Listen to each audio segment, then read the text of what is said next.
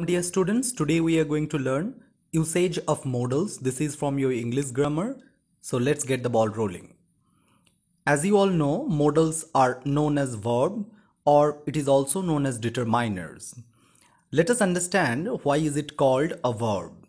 As you all know, verbs can be of two types: finite verbs that suggest number, person and tense, and there is another kind that is non-finite verb that doesn't show number, person and tense of the action. Finite verbs can be of two types: primary verbs and principal verbs. Primary verbs are also known as helping verbs. They actually helps the principal verb. They are 24 in numbers. Without the help of primary verbs, we cannot form a single sentence in English language. Primary verbs can be of two types: auxiliary verb. There are 11 auxiliary verbs and there are 13 modal verbs. Within auxiliary verb, there are be, do and have verbs. Within be verbs, there are am, is, are, was, were. Within do verb, there are do, does and did. Within have verb, there are have, has and had. And within modal, there are 13 modals and they are can, could, will, would, shall, should, may, might, must, ought to, used to, need and dare. The word need and dare, they are also known as semi-modals because they can also be used as principal verb of a sentence. Principal verbs can be categorized in transitive and intransitive verb. A transitive verb takes an object, where an intransitive verb doesn't take any objects. Principal verb can also be known as regular verb and irregular verbs. If we want to know about non-finite verbs, there are participle. There are two types of participles: present participle and past participle. There are infinitives and gerund. These three types of non-finite verbs are there in English grammar. So we came to know that modals are the helping verbs that helps the principal verb. That is why modal is known as a verb. Now we want to know what are the most common modals that are used in English grammar. And they are can, could, will, would, shall, should, may, must, might, ought to, used to, need, dare, am or was to, have or had to. These are the most commonly used modals. Now let us understand why modals are known as determiners. Etymologically, the word modals came from the word mood. These modal verbs actually helps us to express our certain mood, our certain feelings. For an instance, if I say, I play football, the sentence is only a description of certain fact. But if I say, I can play football, the sentence vividly describes my ability. It shows my ability.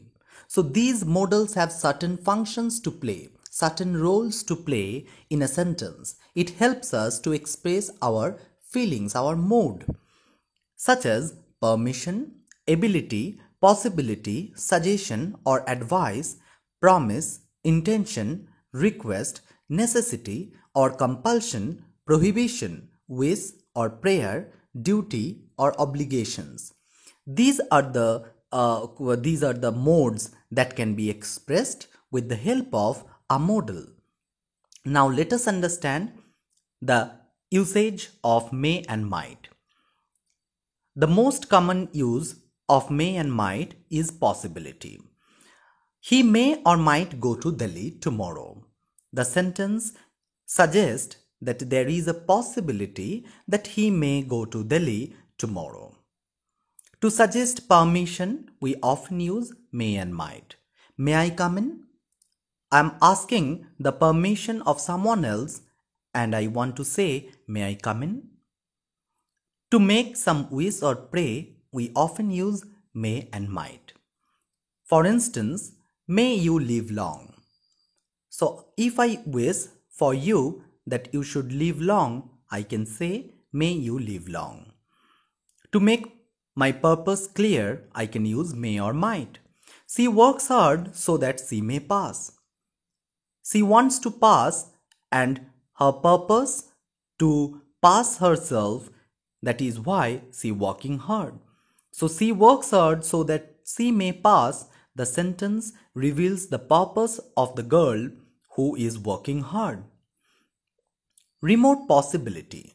To suggest remote possibility, may or might is often used. It may rain. He might be sleeping now. So there is a slightest chance that he is sleeping, or it may rain today. So in case of remote possibility, we can use might instead of using may. Possibility that is related to past action. To suggest that, we can use may or might. He might have left yesterday. So there was a strong possibility, but it was suggesting some past action. He might have left yesterday. So it was possible he left. Let us understand the use of can and could. Can or could can be used most commonly to express our ability. May it be in future, present or past tense. For instance, she can write English well. So she is able to write English very well. The sentence is in present tense. I could play at cards. So the sentence suggests I was able to play cards, and it is the past ability. He will be able to help me. To express future ability, I am using the sentence like this. He will be able to help me. So can and could can also be used to suggest our abilities in past, present and future tense respectively. To make some polite request, we can use can and could. Could you please lend me some money? So the sentence vividly makes a polite request to someone else to give some money to someone else. To make permission or order, you can take my book. If I'm saying to someone else that you can take my book, that's mean I am giving the permission to him or her. To make prohibition or offer, if I say you cannot enter the room, I mean to say I am prohibiting you and you should not enter into the room. Can I help you? So I am offering my help to someone else. In that sense, I can use can I help you? To express possibility, C could be 16. The sentence vividly shows the C is possible that C is 16 years old. To express past ability that didn't take place, if I say I could have revealed the secret, so the sentence suggests that I had the chance to reveal the truth, but I didn't. So I was able to do that, but I didn't. I could have revealed the secret. The sentence suggests past ability that didn't take place. Now let us go forward. Let us understand how should can be used in different forms. To express duty or obligation, that is the most common use of should. You should stand by your brother. So it is your obligation or duty to support your brother. Future in past. If you want to suggest, I told him that I should go there. So I told him, that is in past, and I'm suggesting some future action. I told him that I should go there. So I'm suggesting some future action, but the complete sense is in past. The action is in past. So to express purpose, we can use should. Walk carefully lest you should fall. So why should you walk carefully? Because there is a purpose, otherwise you will fall. So to express certain purpose, we can use should. Walk carefully lest you should fall. To express condition, such as if I say, should you work hard, you will get success. The sentence, in the sentence, the word, the modal should is acting like if. So in place of should, if you use if you work hard, you will get success. There is a condition. If you work hard, you will get success. So it is the condition, you will get success under one condition, that if you have to work hard. And in case of this condition, we can use should. Past obligation but didn't take place, we can use he should have left a message. So in the sentence, I am suggesting that there was a past obligation that he should leave a message, but he didn't. And in that sense, I am using he should have left a message, he didn't. You should have stood by your brother. So there was an obligation, past obligation. This obligation was in past, but it didn't take place. You should have stood by your brother. Let us understand, or let us go forward with must. Must can be used to suggest necessity or obligation. You must follow instructions. I must leave now. So there is a necessity that I should leave. You must follow instruction, that is your obligation. You have to follow your instructions. Order of the speaker. If the speaker is using must, so that is he means to make some order. You must not leave now. So I am ordering you not to leave the place right now. They must not make noise. So someone is ordering them that they should not make noise. So that is a kind of order. To make order, we can use must. Strong possibility. In case of strong possibility, we often use must, such as it is 10, the teacher must be in the class. So I mean to say, there is a strong possibility, as it is 10 o'clock, the teacher must be in the class. There is a strong possibility of it. So to express strong possibility, we can use must. Determination. In case of strong determination, I must help him. So I am determined that I will help him. So I must help him. To express determination, I can use must. Deduction or inferences. She reads a lot, she must be learned. So I am actually deducting a theory. I am deducting a point of view that she reads a lot. I have seen that she reads a lot. And that is why I have deducted an idea that she must be learned. She is very intelligent. So I am deducted that idea only from looking or observing that she is a good reader. Past ability that didn't take place. To suggest such things, we can use must have. You must have helped them. So there was a possibility that you could help them, but you didn't. So in case of that, we can use must have. Let us go forward with to be plus infinitive.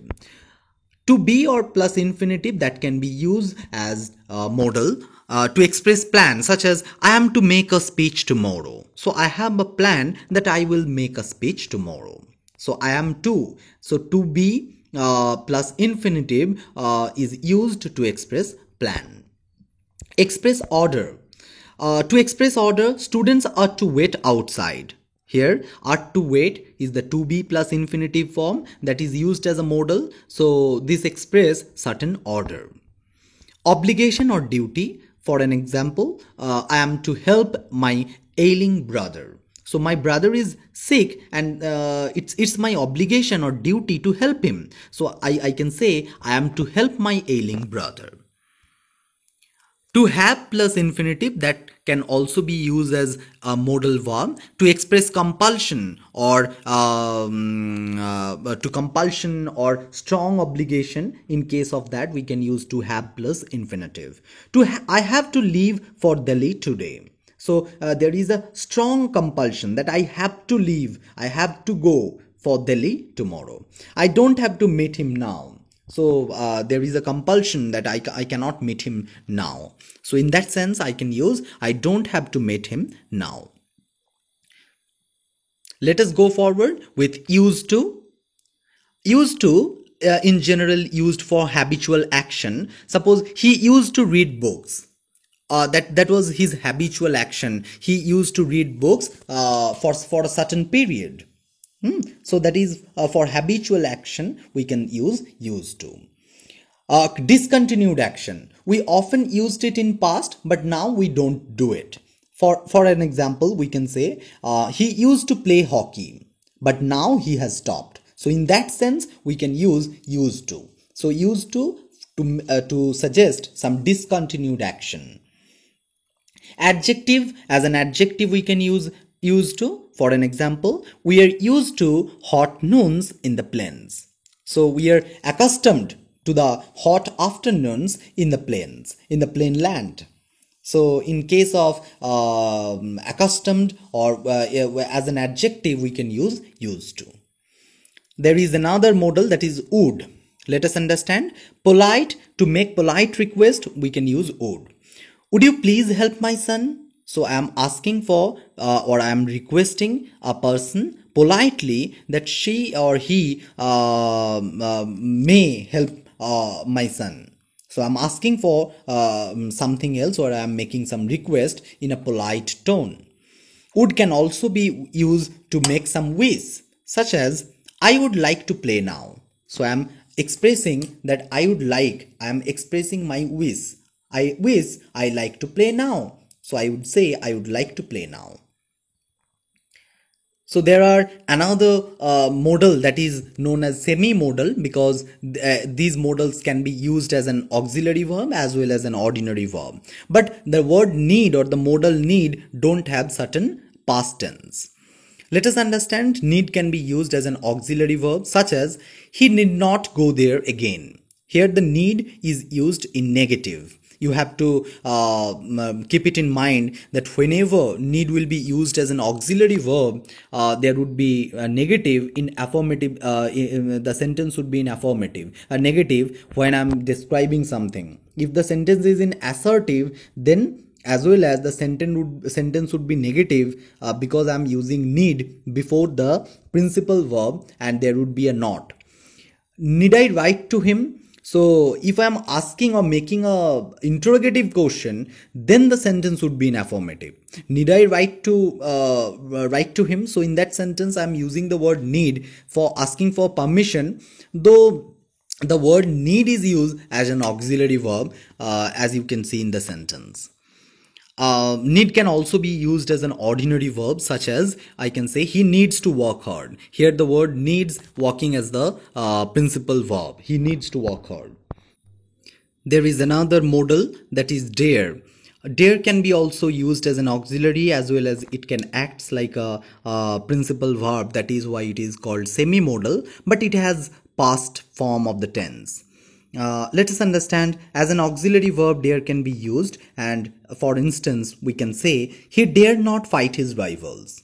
So again, like need, if the dare is used to make an assertive sentence, certainly the sentence would be in negative form, because he dared not fight his rivals. You have to keep it in mind. If the sentence is in assertive form, then you have to use the negative form also, because before the word dare, because it is acting like an auxiliary verb, and fight is the principal verb, and in between them you have to place the word not to make the sentence negative, and that is how you will get the sense of it. You will make the sense of it. He dared not fight his rivals.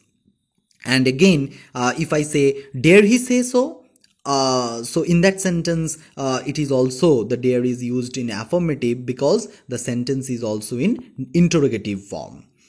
As an ordinary verb, dare can also be used, such as I dare to go outside now. So I have the courage to go outside now. So the word dare is used as an ordinary verb. So with this I come to an end. I hope all of you have understood the lesson. Thank you.